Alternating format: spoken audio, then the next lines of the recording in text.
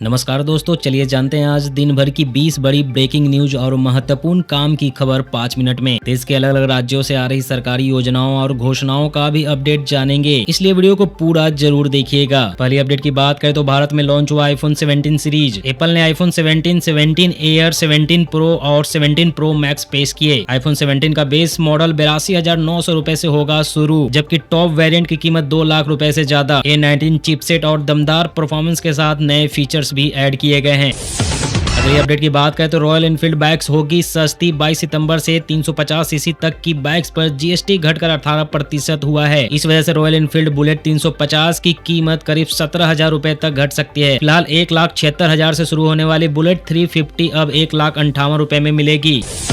नेपाल संकट पर पहली बार बोले पीएम मोदी, कहा हिंसा दुखदायी है, कई युवाओं की जान गई। नेपाल की स्थिरता, शांति और समृद्धि हमारे लिए महत्वपूर्ण। नेपाल भाइयों बहनों से अपील की शांति व्यवस्था बनाए रखे।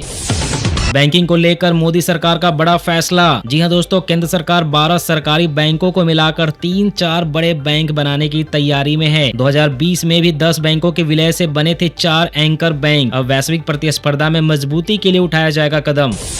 ऑटो सेक्टर से जुड़ी बड़ी खबर, चीन की इलेक्ट्रॉनिक दिग्गज कंपनी BYD के अधिकारी करेंगे भारत का दौरा। जी हां दोस्तों, रिपोर्ट के मुताबिक अगले कुछ महीनों में कंपनी भारत में ऑटो 2 कॉम्पैक्ट SUV लॉन्च करने पर विचार कर रही है। यह कदम भारत चीन संबंधों में सुधार की कोशिश के रूप में देखा जा रहा है। पीएम मोदी और शी जिनपिंग की मुलाकात के बाद दोनों देशों के बीच व्यापारिक रिश्तों में नई उम्मीद जागी है। और अगली अपडेट नेपाल से आ रही है दोस्तों। जी हां दोस्तों, नेपाल में नई अंतरिम नेता की हो गई एंट्री। हिंसक प्रदर्शनों और सरकार गिरने के बाद जेनजी प्रदर्शनकारियों ने चुना पूर्व चीफ जस्टिस सुशीला कार्की को। सोशल मीडिया बैन और भ्रष्टाचार से भड़की आग ने सरकार को किया धराशायी।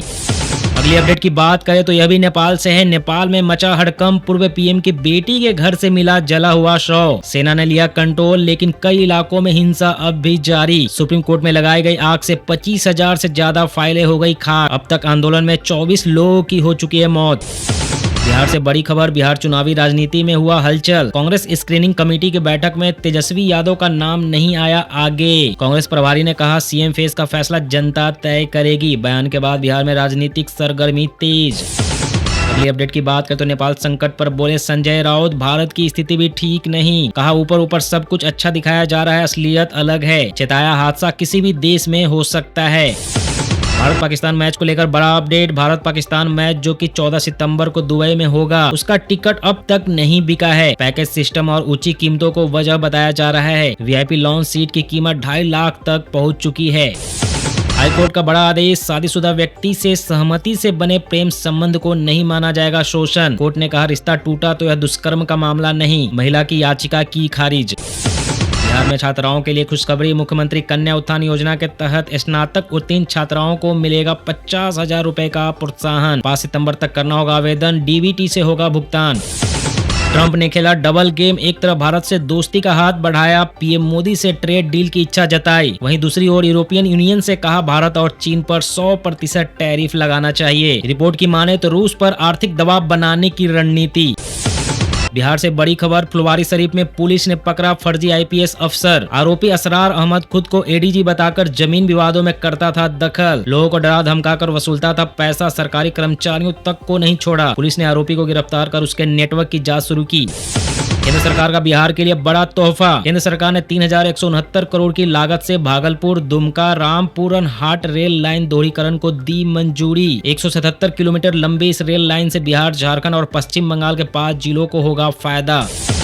क्रिकेट फैंस के लिए खुशखबरी, 7 फरवरी से 8 मार्च 2026 तक भारत और श्रीलंका मिलकर करेंगे T20 विश्व कप की मेजबानी। टूर्नामेंट में 20 टीमें खेलेंगी। भारत में 5 और श्रीलंका में 2 वेन्यू पर होंगे मुकाबले। रिपोर्ट के मुताबिक भारत के कई बड़े शहरों में होगा क्रिकेट का महाकुंभ। IMD ने अगले कुछ दिनों के लिए 20 राज्यों और केंद्र शासित प्रदेशों में भारी से बहुत भारी बारिश की चेतावनी दी है। उड़ीसा, असम, मेघालय, बिहार, छत्तीसगढ़, आंध्र प्रदेश, UP, नागालैंड, मणिपुर, मिजोरम, त्रिपुरा, कर्नाटक, बंगाल और महाराष्ट्र में भारी बारिश हो सकती है।